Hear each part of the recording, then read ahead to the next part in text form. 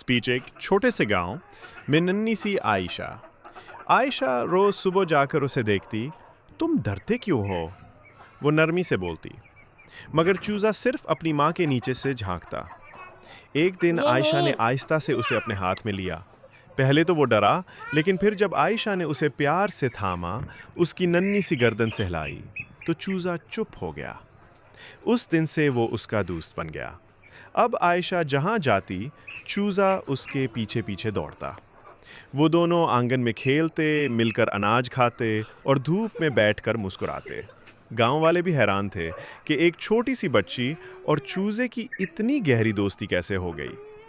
आयशा की मुस्कुराहट और चूजे की चहचहाहट पूरे घर को जिंदगी से भर देती।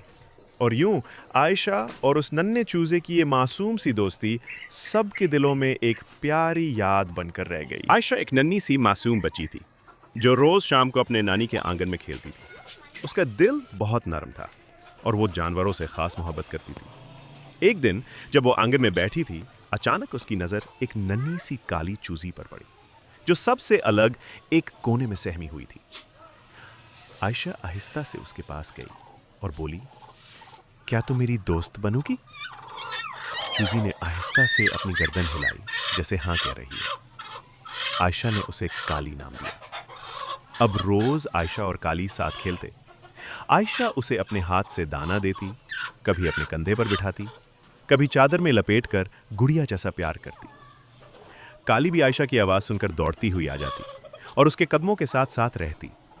जैसे जैसे दिन गुजरते गए, उनकी दोस्ती गहरी होती गई। एक दिन आयशा को बुखार हो गया। वो बिस्तर पर लेटी थी। काली चूजी बार बार आकर उसके तकिए के पास बैठ जाती, जैसे कह रही हो, जल्दी ठीक हो जाओ, मुझे तुम्हारे साथ खेलना है।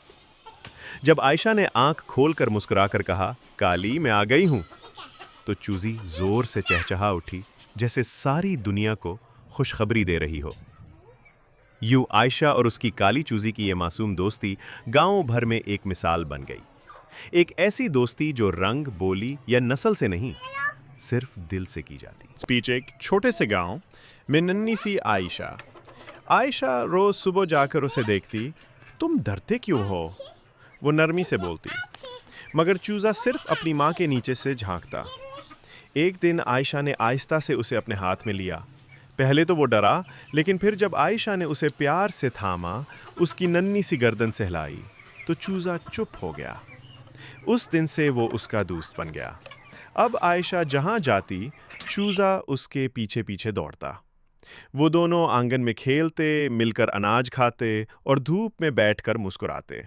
गांव वाले भी हैरान थे कि एक छोटी सी बच्ची और चूजे की इतनी गहरी दोस्ती कैसे हो गई। आयशा की मुस्कुराहट और चूजे की चहचहाहट पूरे घर को जिंदगी से भर देती। और यूं आयशा और उस नन्हे चूजे की ये मासूम सी दोस्ती सबके दिलों में एक प्यारी याद बनकर रह गई।